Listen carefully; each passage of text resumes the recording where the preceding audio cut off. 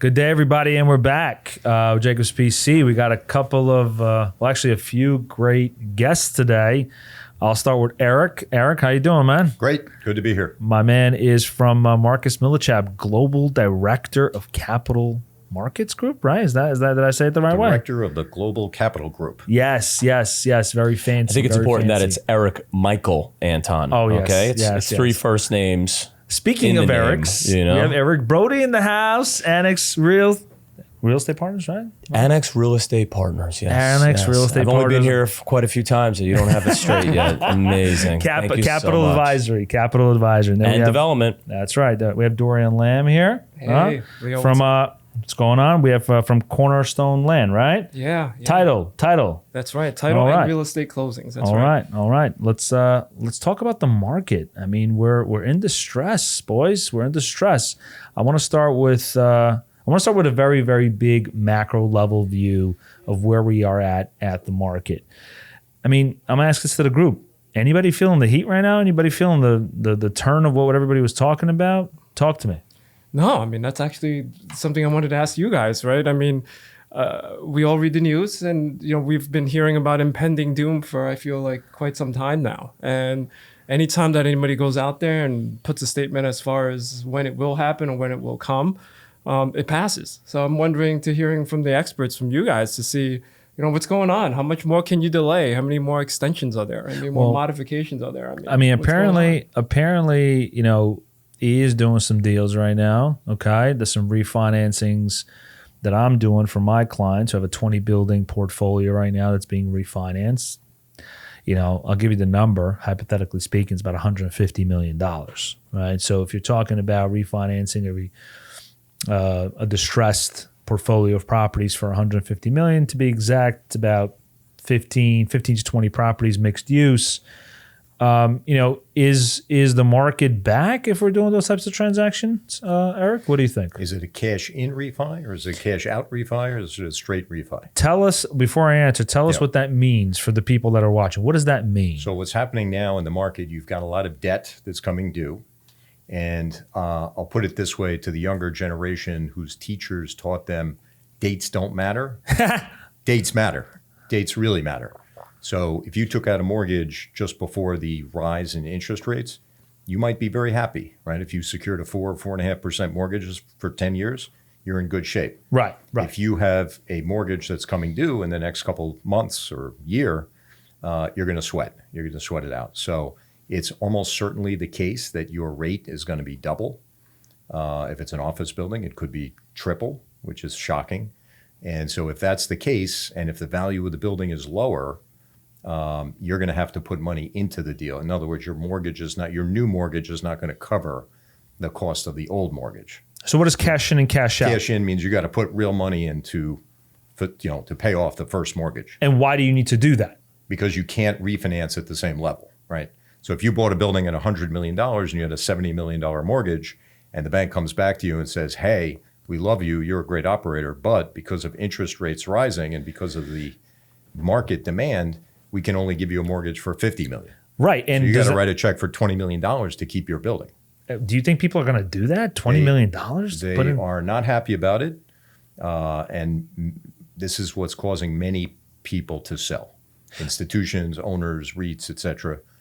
So instead of putting money into the property, right, instead of that cash in mortgage situation, you might decide, you know what, I'll sell the building for $70 million or $80 million, and I'll take a little bit of profit.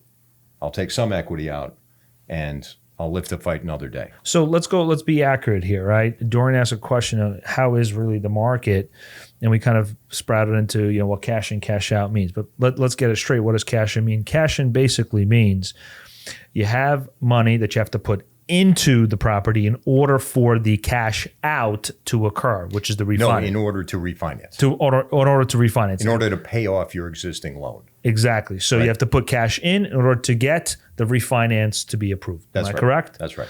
Okay. So have you seen those transactions occurring? We've seen those. We've seen short sales. I just did a short sale. In other words, I represented an owner. He accepted an offer, and he convince the bank to take a lower amount for their mortgage. Tell me what a short sale is for the crowd. Short sale is when, let's say, you have an office building, $20 million office building, it's worth 18 and the mortgage is 19, right? We might market it for 20. Unfortunately, we only get an offer of 18. The mortgage is 19. The owner says, listen, I'm either going to give you the keys back or Mr. Lender, just, take 18. Are they going to take them off the guarantee? Is there ever a guarantee? Typically, this would be for a non-recourse mortgage. And I'll talk about recourse, but tell us what non-recourse means. Non-recourse means if you're a good guy, if you have, you haven't done anything illegal, you haven't wasted the property, you haven't done anything the bank A good custodian of the collateral. That's right. You've treated the collateral good, but because of the market, the value of the building went down.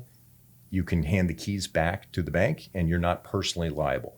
And if you're personally liable, meaning there's recourse, personal recourse. Yeah, how do you deal with that? The bank, you have a mortgage on your home. Yeah, your recourse. All right. Do you hire a lawyer? What's going on? Always. In New York City, you better have a good lawyer like Leo. That's right. That's right.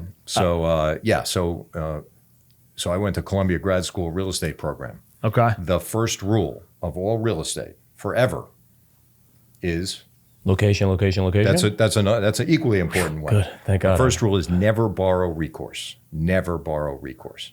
What's the first rule that every developer breaks? Borrows recourse. They borrow recourse. Well, they have carry guarantees. They take some recourse. Different recourse. They have maybe a 20% recourse. They have interest guarantees, etc. But the asset class that you're talking about in Colombia is the non-recourse types of assets that can be non-recourse, which is the office buildings. Or am I incorrect? We sell all property types. I actually work on all types of real estate in New York City: hotels, office buildings, apartment buildings. We heard that about you. Yep. You're a broker, right? I'm eclectic. Our team is great. We have one person who's a specialist in hotels. So most people don't do hotels. Anyway, I say it's the first rule that everyone breaks because your project is great. You have the best idea. You have the best design. I'll take recourse. I know it's never going to fail. It's never going to fail. All of a sudden, COVID, interest rates triple. Your tenant goes bust. Banks go bust. First American. All these big banks. Your lender goes bust. I mean, anything can happen. When is? So I actually have a question.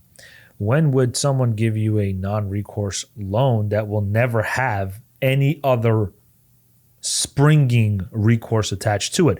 My documents that I read with my clients, and we're going anywhere between, the thousands to the hundreds of millions to the billions.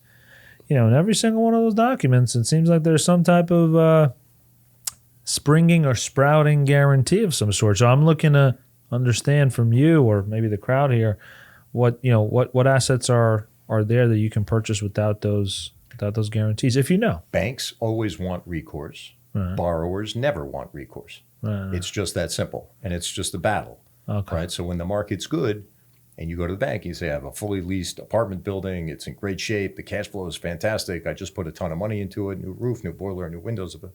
You can probably get a non-recourse loan as the market goes, if the market's going up.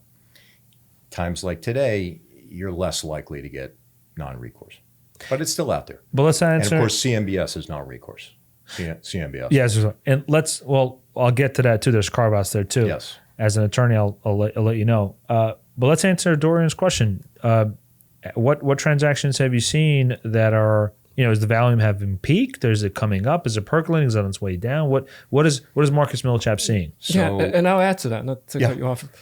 But, as a real estate closing and title company, we see the closings, we see the transactions. And, you describe two categories, the forced sale, right, or the short sale. And we haven't seen that volume pick up yet. There are some refinancings, but not this en masse type of, there's refinancings or trades, right? Because we're directly tied to transactions or trades, and it hasn't really picked up yet. So I'm wondering where... is everybody just sitting around? What's going on? There's a lot of sitting around. There's a lot of waiting. There's a lot of nervousness. What are they waiting for? In a city the size of New York, you're going to see everything. You're going to see new buildings that catch great tenants and are super valuable and make a lot of money. You're going to see a lot of buildings in the Garment Center and other neighborhoods that are vacant or almost fully vacant. Their value is plummeted, right? It's almost certainty that if they have a mortgage, they're going to be in distress. They're going to have to work it out. They're going to have to sell the building. They're going to give the keys back. So you're seeing all of this kind of in slow motion right now. And why is it in slow motion? It's in slow motion because this interest rate rise was so fast and the full punch in the face hasn't happened yet. Again, if you secured a new mortgage 2 years ago, you're maybe okay. You may have 8 more years of runway. And if you didn't lose all your tenants during COVID and you have a pretty good retail tenant and you're, strong cash flow, you're fine.